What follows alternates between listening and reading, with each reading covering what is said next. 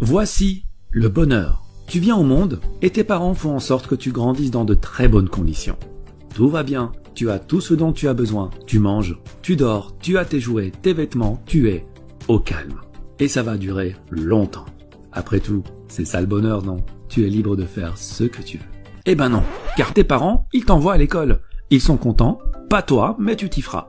Tu te lèves donc chaque jour à 6h30 pour arriver à l'heure. Tu suis les cours pendant 7 heures, on te donne des devoirs, tu étudies pour passer des examens. Et chaque semaine, tu reçois une récompense pour tes efforts, le week-end. Ce processus se répète tous les jours, toutes les semaines, tous les mois pendant 20 ans, en estimant que tu ne redoubles pas et que tu finisses à l'université. Après tout ce temps, tu as ton diplôme. Tu deviens la fierté de tes parents, de tes professeurs, de tes amis, car on t'a toujours dit qu'avoir un diplôme était synonyme de réussite. Ça y est, tu as enfin réussi. Tu peux désormais te reposer et faire tout ce dont tu as envie durant le reste de tes jours.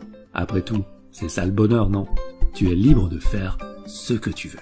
Eh ben non, pas vraiment. Maintenant, il faut trouver un travail. Ah bon, pourquoi? Pour gagner de l'argent. Pourquoi?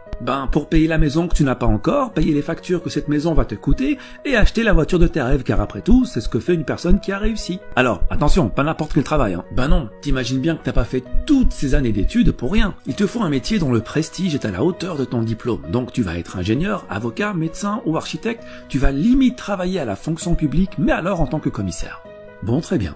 Tu trouves un job, tu te mets dans un bureau, on te donne ton horaire, les règles à respecter, on t'annonce ton salaire et tes avantages, on te remercie, te serre la main et c'est parti. Tu te lèves tous les jours à 6h30, tu bosses pendant 8 à 9 heures par jour, on te donne des responsabilités et tu y vas à fond car tu veux une augmentation.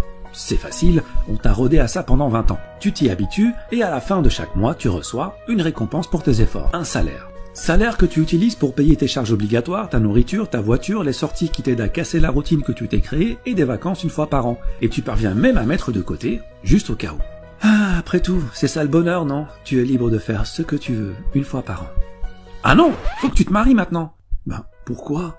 Pour ne pas rester seul, enfin. Et puis t'as de l'argent de côté, maintenant tu peux fonder une famille. Il faut bien que tu aies des enfants. Des enfants. Pourquoi? Car c'est un bonheur d'avoir des enfants pour être fier d'eux. Regarde ce qu'est devenu l'enfant que tu étais et on est fier de toi. Et c'est ça le cycle de la vie. Bon, très bien. Tu trouves un ou une partenaire, tu te maries, tu fais des enfants. Mais attention, t'es pas en pause carrière. T'avais déjà 8 heures de ton temps quotidien passé au travail. Rajoute 3 à 4 heures par jour pour t'occuper des enfants et trouver des activités. Mais comme après une longue journée de travail, t'as qu'une envie, c'est de te reposer, tu compteras sur le week-end, qui à la base était une récompense, mais qui va devenir la condensation de tout le temps que tu n'as pas pu passer en famille. Ce processus se répète tous les jours, toutes les semaines, tous les mois, pendant 40 ans. Tu as 65 ans, tu es pensionné, tu t'es enfin débarrassé de ton travail. Tes enfants ont grandi, ont fait leur vie. Ta femme est toujours à tes côtés, et vous vivez l'un près de l'autre en profitant du temps qui, contrairement à vous, est éternel. Mais le stress de toute une vie t'a consumé de l'intérieur. Trop d'acharnement, trop d'inquiétude, trop d'anxiété, trop de j'ai pas le temps, trop de j'ai pas le choix. Trop tard. Trop tard. Après tout, c'est ça le bonheur, non? Tu es libre de faire ce que tu veux maintenant. Oui. Maintenant, oui. Tu vois, cette vie-là, c'est un peu comme l'âne et la carotte. L'âne avance pour manger la carotte. Mais lorsqu'il avance, la carotte avance aussi, ce qui le fait avancer davantage, repoussant toujours plus loin l'objectif de son bonheur. Ce stratagème est orchestré par celui qui le monte et dans son unique intérêt, avec, au bout tout de même, une petite récompense pour l'âne afin qu'il ne se décourage pas. Une petite analogie est nécessaire pour comprendre plus en profondeur. Dans cette situation, qu'est-ce qui fait avancer l'âne? Premièrement, le besoin. Mais pas n'importe quel besoin, le besoin créé par la personne qui le monte. Un âne, ça mange de l'herbe, ça mange du foin. Une carotte, c'est une sucrerie pour lui. Ce n'est pas un besoin vital, mais un caprice. Dans la vie de l'homme en société, ce qui le fait avancer est aussi le besoin. Le besoin de consommation dont la nécessité n'est pas vitale, mais a été induite par l'éducation, la publicité et les médias. Deuxièmement, l'insatisfaction. Si tu donnes une carotte à l'âne à chaque fois qu'il parcourt 10 mètres, tu peux me croire, au bout d'un moment, il en aura assez de cette carotte et il arrêtera d'avancer. Chez l'homme en société, c'est pareil.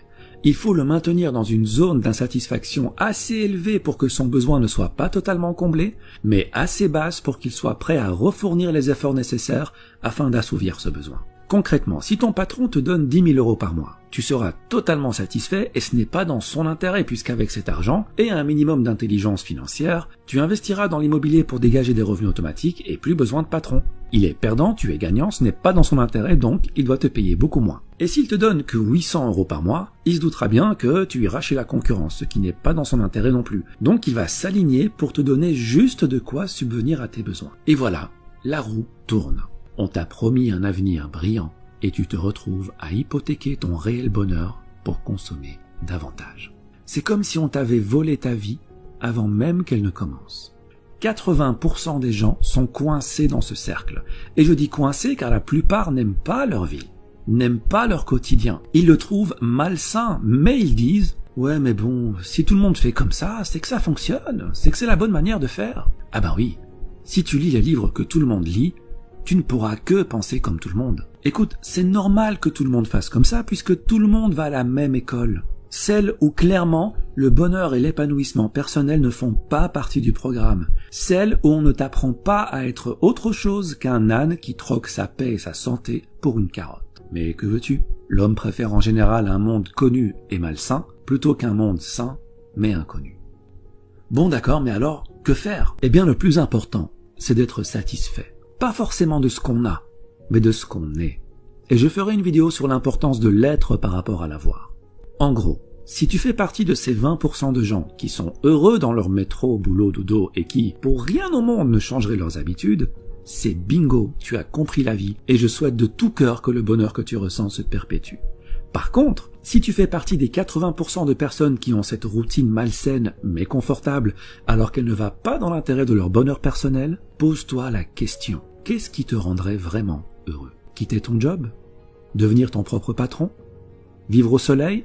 Passer du temps en famille? Avoir une meilleure santé? Une fois que tu as trouvé ton pourquoi, une fois que tu as trouvé ce qui te rendrait plus épanoui, et j'insiste sur ton épanouissement, pas celui de tes parents, pas celui de tes professeurs, pas celui de ton patron, tu vas mettre toutes les chances de ton côté pour devenir cette personne. Car rappelle-toi que dans la vie, tu as le choix. Tu peux choisir de rester à accumuler 7 ans de ta vie devant la télé, car oui, à raison de 2h30 par jour sur 65 ans de vie, t'arrives à 7 ans. Tu peux aussi choisir de rester 15 ans à faire défiler les stories sur ton téléphone, comme tu peux choisir d'utiliser ce temps à te perfectionner dans ce que tu veux être. On dit que 50 heures de pratique dans un nouveau domaine peut déjà produire d'excellents résultats.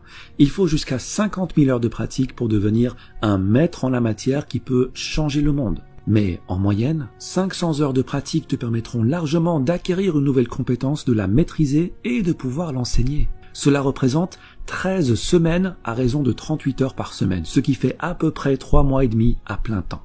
Si en 3 mois et demi, tu peux acquérir une nouvelle compétence et la maîtriser, combien pourrais-tu en acquérir sur 40 ans de carrière? Et des compétences, des opportunités, des champs de carottes, t'en as à la pelle. Donc voilà ce que tu vas faire.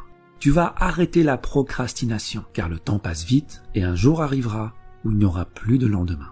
Tu vas sortir des rangs et marcher sur le chemin le moins fréquenté. Ton chemin, pas celui des autres. Celui qui te rend libre, celui que tu as choisi pour toi.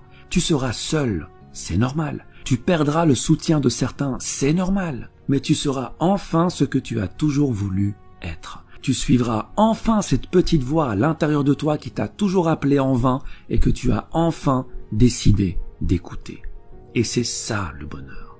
Être notre véritable nous, tout simplement. Il y a un temps de vie qui t'est donné dès la naissance. La question n'est pas combien de temps. Ça, personne ne le sait. La question est comment tu utilises ce temps. C'est ça qui va déterminer ton bonheur. Repère ce que tu veux devenir, crois en ce que tu veux devenir et agis pour le devenir. Il ne faut pas oublier que bien que le temps soit immortel, toi, tu ne l'es pas. Alors utilise-le sagement et marche sur le chemin qui te convient le mieux. Merci et à bientôt.